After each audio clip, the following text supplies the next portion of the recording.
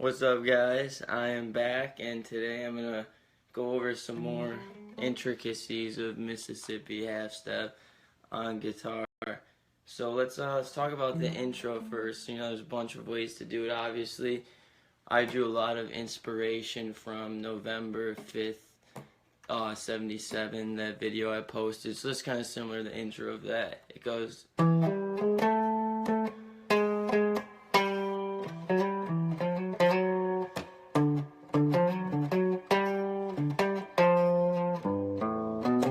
So let's talk about what's going on there real quick. So we're on the 7th fret of the A string, and then we walk up the D string 5th to 7th. So just maybe so you can see my old guitar. So then you just walk down 7, 7, 6, 5, 5, 4, and then go to a.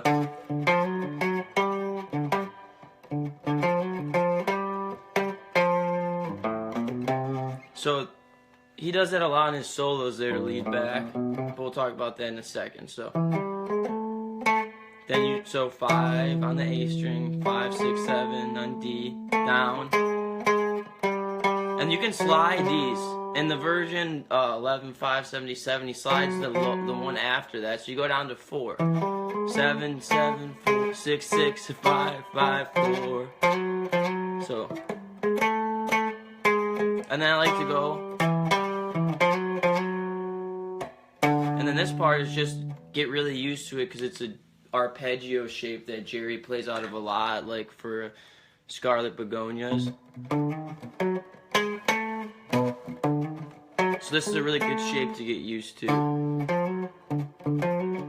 So 5 on the A string.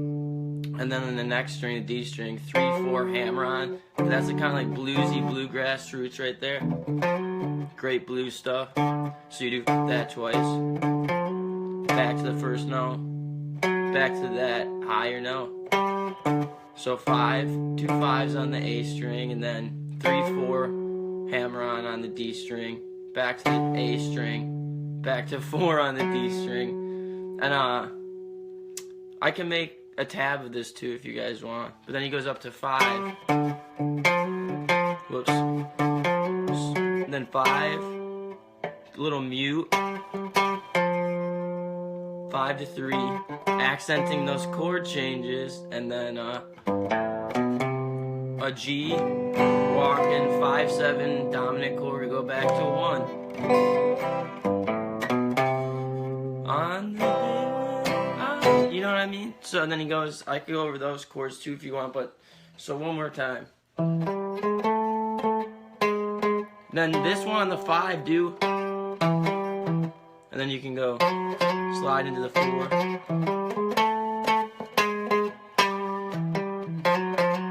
Then the D.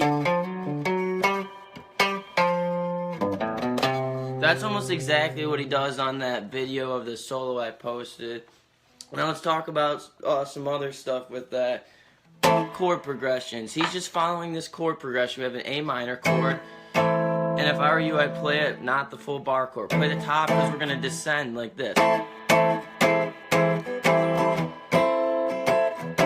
Let me tune up my guitar real quick. Perks of having one of those snarks at all time. I tuned to a... Thank God that call didn't disrupt this broadcast. Lil T was calling me. I don't know who Lil T is. Who's Lil T? Oh my God. That's just, some things are funny. Okay, where are we at? Yeah, chords. So you have the A minor shape, like you're playing the bar chord, but you just do the top, and then your middle finger replaces your pinky. You just kind of walk down. You could call that an A minor major 7, or I just think about it as A minor and now our root's going lower, a half step each time. So think about it. If you have your A minor triad, C, E, A, and then the A on the bottom there, just keep going lower with it, a half step.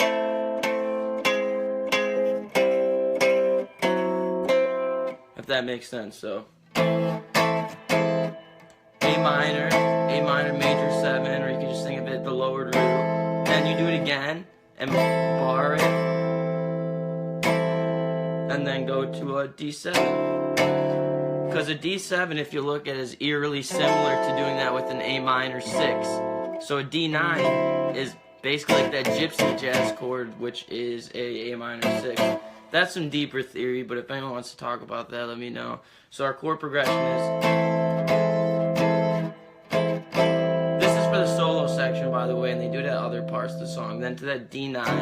And I can post these chords, too, in tablature if people want. And then F, D minor, B7, but I like up here, and E7.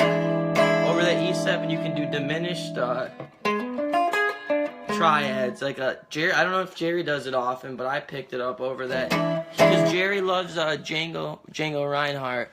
Great, thanks. One suggestion: in the future, shoot the video on the camera. It doesn't let me, unfortunately, live stream and Tilted. I don't know why. It sucks. I have no idea. But I 100% agree. So, and then to this D9, which remember, A minor 6 is basically has, you know, there's upper extensions there with D9. But so A minor major 7, A minor 7, because we go down. And then D9 or D7 you could play, and then F, D minor, B7, and the E7 before it goes back to A minor. Sorry, I'm getting out of tune, but and I'm bending a little bit. So the first time, D.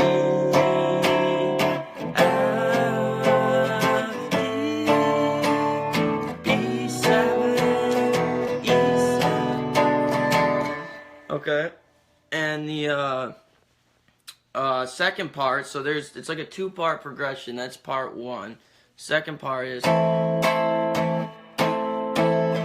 some Trey in there. Yeah, you can hear all sorts of influences. A lot of this to me is Django Reinhardt. Jerry was a huge fan of Django Reinhardt, and that's where I got the idea of giving a nod to both of them over that E7 chord or B7 at the end, playing a 7-flat-9 arpeggio over one of those chords, which Jerry does. I don't know if he ever does that, but I kind of picked up on it on my own. And I'm going to go over a scale that's good to use as well. So for the second part, same beginning, A minor major 7, A minor, D9. This time we go to F again, but then to A minor instead of D minor. Then D7 and G.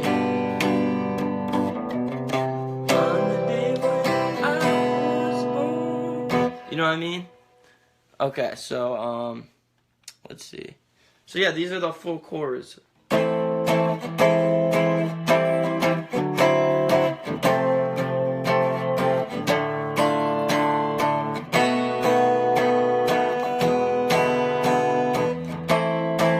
I did the first part too fast, sorry.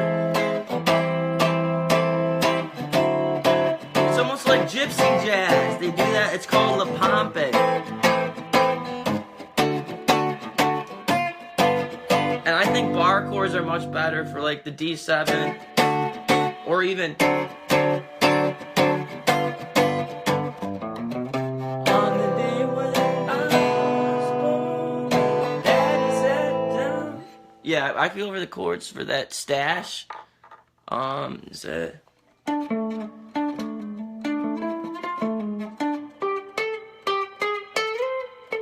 I don't know. Something like that. But yeah, and here's a cool scale suggestion to use over just the A minor parts.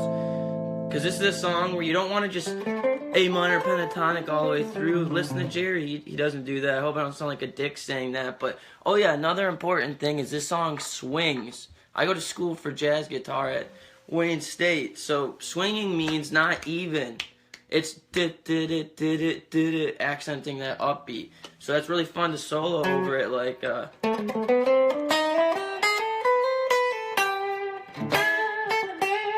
so we can a good thing that works over the A minor parts is this scale. I came up with this scale after I watched a YouTube lesson. There's not enough YouTube good dead lessons, so that's why I'm doing this, and I want to make it a thing. So it's like an A minor scale.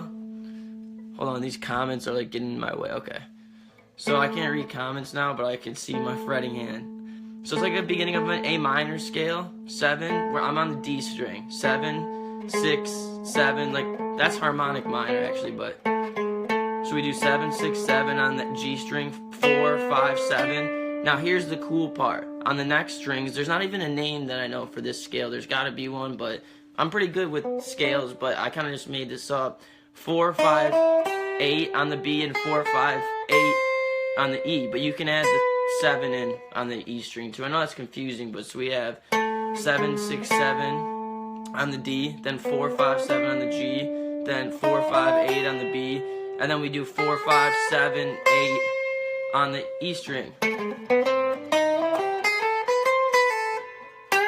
Thinking outside of just this A minor that everybody plays, Jerry, you know, like, follow the chord changes. Okay, so, yeah, you can see the video I posted of the solo I learned from him in the year, but that's about it for that. Just and then so he playing that kind of stuff over. So well, let's examine that scale real quick. It's like the beginning of a harmonic minor scale almost. But then we have the flat fifth, the blue note, flat fifth, sharp fourth, going up into the fifth. Then we skip our 6 completely, because 6 is major and minor. Sound kind of weird over those parts during its descent. So we go flat fifth, fifth, 7th, back to root, and add the 9th in again. Add the 9th in up there.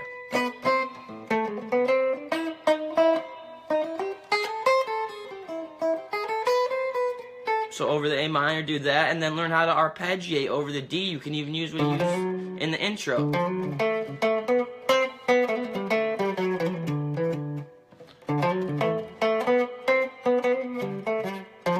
If any of you watching this and like this stuff, join the group, Dedicated Jams, and I'm going to post more tabs. The solo tab for the 11.5.77 first solo is up, but I can post, let me know if you want me to post tabs of chords or leads or anything else. So quick review, intro, and these chords that I showed you follow the intro and the solo section, but they're not the verse. The verse is something like C, E7, A minor. You can find those easily, just do them by ear, but that's a different part of the song. So intro.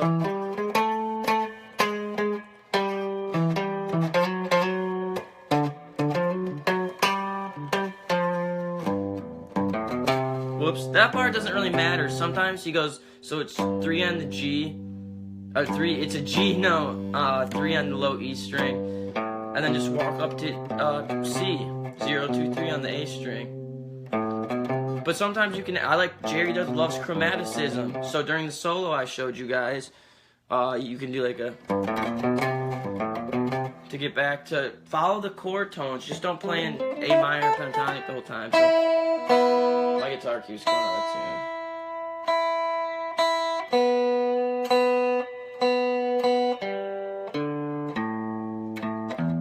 Yeah, I traded in this guitar for a Fender Mexican Stratocaster I had. I just love semi-hollow bodies. This is the ES335 style that Ibanez releases. Bob Weir uses the ES335s. I think he uses D'Angelicos sometimes.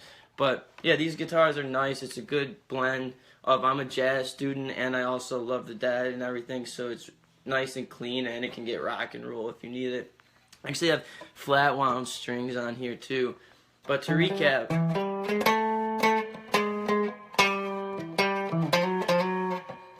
like I said, get used to this shape because it's even used in Scarlet. How to...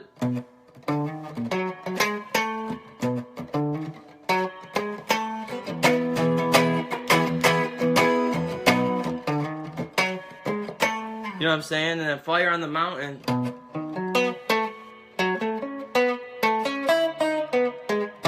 I was going to teach that next. But yeah. And hopefully you guys get something out of that. Let me know what you want me to do next. Join my group, Dedicated Jams. You guys take care. Have a nice day.